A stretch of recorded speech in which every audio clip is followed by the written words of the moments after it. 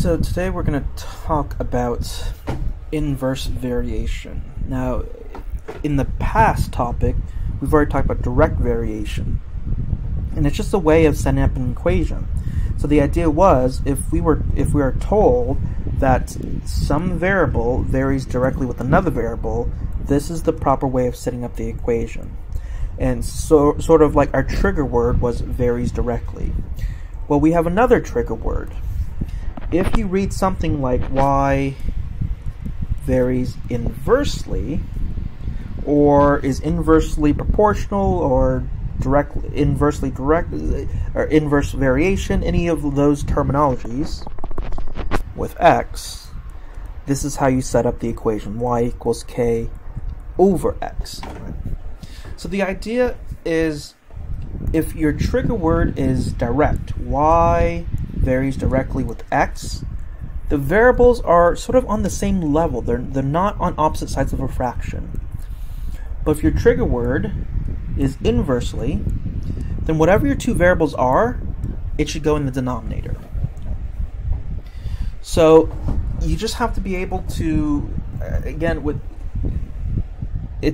the easy and the hard part about this topic is you just have to be able to read and be able to write the equation. So it isn't anything too crazy or complicated, but I still have some suggestions and tips on how to get started. So I'm not saying this is the end-all be-all, but if you forced me and said, hey, Mr. Vo, give me steps to do, this would be my suggestion. Step 1, write the correct equation.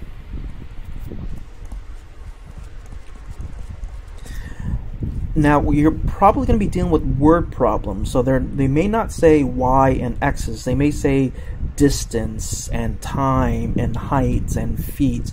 I suggest you use letters and variables that make sense to the story. So if we're talking about time and distance, I might use t and d. If we're talking about, speed and diameter, I might use s and d, so on and so forth. Also, read problems correctly and carefully to determine if there are changes to the variables. For example, squares, cubes, square roots, for example, etc., etc., etc. So things may not always be inversely proportional to one quantity. It may be inversely proportional to the square of the quantity, or the square root of the quantity, or cube roots, so on and so forth. The second step, the problem will most likely give you numerical information. So you want to use information to solve for k, which is known as the constant of proportionality.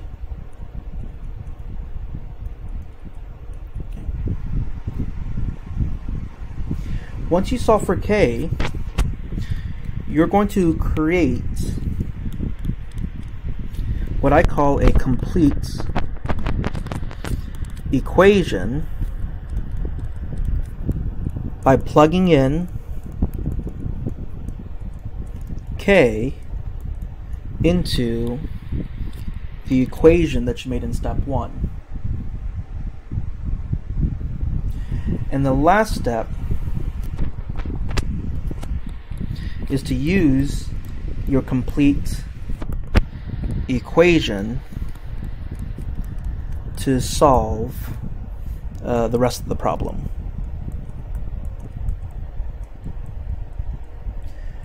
So these questions in this topic will usually give you information in 2 batches. One batch of information will usually be used to solve for k, and the second batch of information will be used to solve for the main question. Let's take a look at a few examples here. So it says, if x varies inversely as y. Well, I'm going to stop there. I read my trigger word. Now, just like with direct proportion, you always write the variables in the order in that they come. So x comes first, y comes second. So I'm going to write, instead of y equals, I'm going to write x equals k. Now, since it's inverse, I'm going to put the second variable in the denominator. Notice how they give you a first batch of information. X is 7, y is 3. So I'm not going to even bother to continue reading. That's the first batch of information. I'm going to plug in all the information they give me. So x is 7, y is 3. This gives me an equation to solve for k. Let's multiply both sides by 3 to get 21. Now I'm going to create what is known as a complete equation. I'm going to take this k and plug it into my beginning step. So my complete equation is x equals 21 over y. Now I can use the rest of the information to answer the actual question. Find y when x equals 9. So then I can plug in x equals 9, and that gives us an equation to solve. So let's go ahead and multiply both sides by y, because I don't like that fraction there. So multiply both sides by y. I'll get rid of this guy, giving us 9y equals 21, and then I can divide out the 9. Let's reduce our fractions so we can divide out a 3. So that gives us 7/3. Y is 7/3.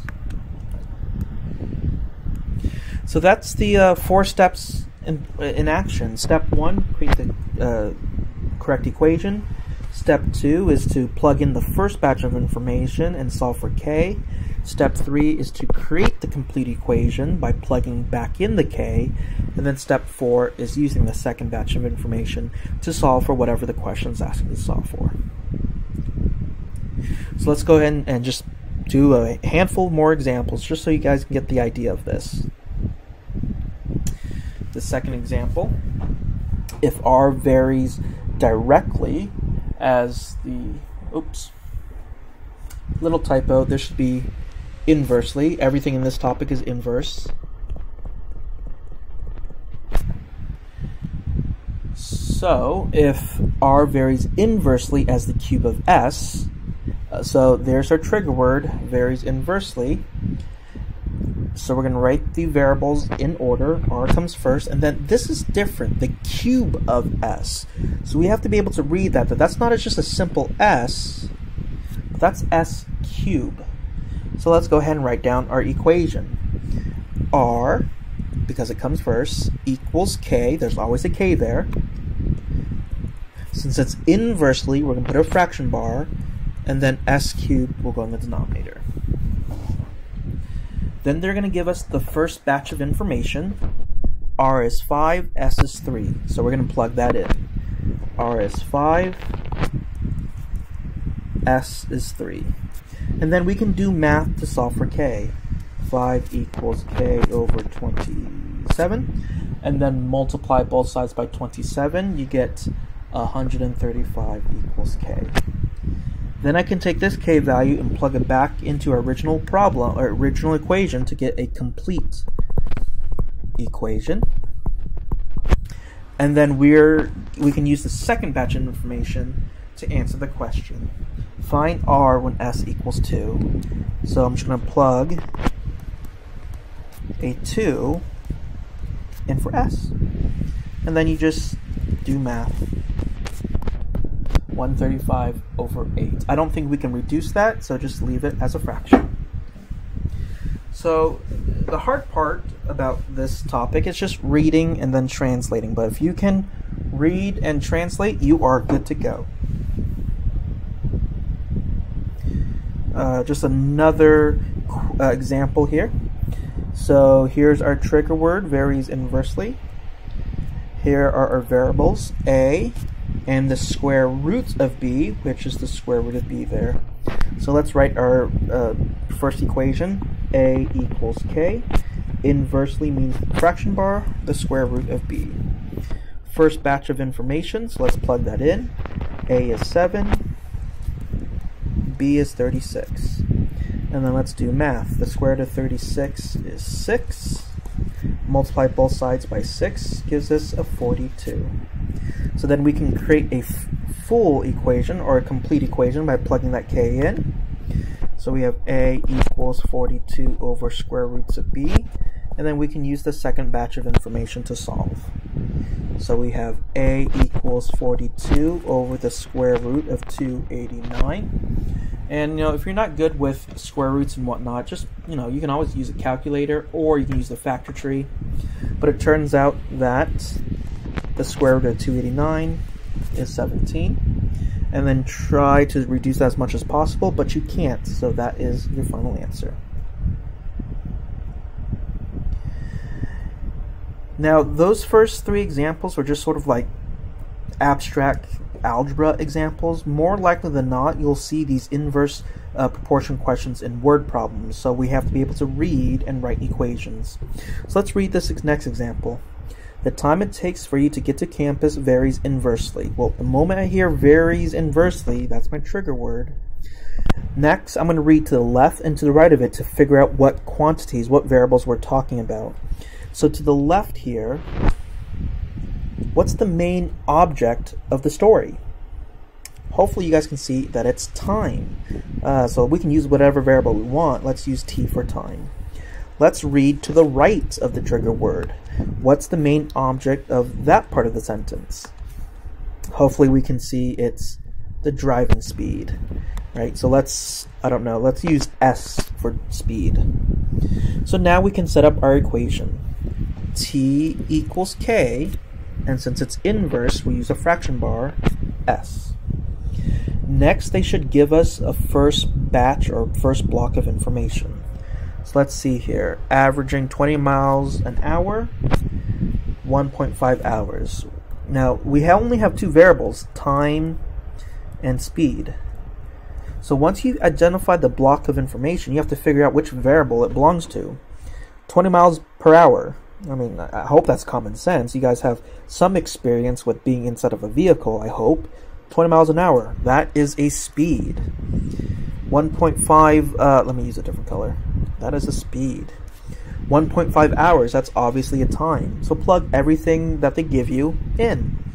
Time is 1.5, speed is 20, and then you'll just go ahead and use this equation to solve for k. So multiply both sides by 20, and you get 30 equals k. So then we can plug the k back in to make a complete equation. So we have t equals 30 over s. Now we read the second batch of information. So how long would it take the trip? Averaging 50 miles per hour. So the information that they give us is the 50 miles per hour. And you have to figure out what type of information that is, time or speed. And hopefully you guys know it's speed. So then plug it in. 30 over 50, which reduces to 3/5. Now since we're talking about time, that is hours. Okay? 3/5 hours. Last example here. The volume of gas in a container at a constant temperature varies inversely. There's our trigger word. Read to the left of it. What's the object or the main quantity involved here? And it's at the very beginning. Volume of gas. Volume. Let's use V. What's to the right of it? Well, there's only one thing to the right of it. Pressure. So let's use P. Right. What's the first set of information? What's the first block of information? If the volume is 32 cubic centimeters at a pressure of 8 pounds. Oh, I skipped the step. Sorry, we're supposed to write an equation. So volume, let's backtrack, highlight. So let's use this information to write an equation. So V equals K, it's inversely, so P goes on the bottom. Now we can go ahead and use the information. 32 cubic centimeters of 8 pounds. We don't really have to guess because they tell us what they are. They tell us that this is a volume. They tell us that this is a pounds, or pressure. So just plug it in. 32 is the volume.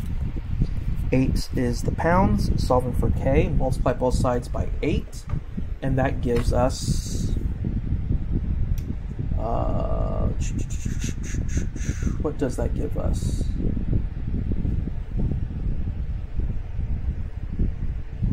see. I guess I have to break out a calculator. It's way too late here. My mind is not working.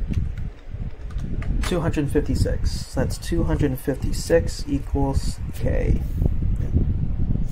So then we go ahead and plug this guy back in for K. You get V equals 256 over P. And then you use the second batch of information to solve for whatever they ask you. So here's the actual question. Find the pressure when the volume is 60 cubic centimeters. So they clearly tell you that's a volume. So you're going to plug the 60 in for the volume. And then solve for P. Let's multiply both sides by P to get rid of the fraction.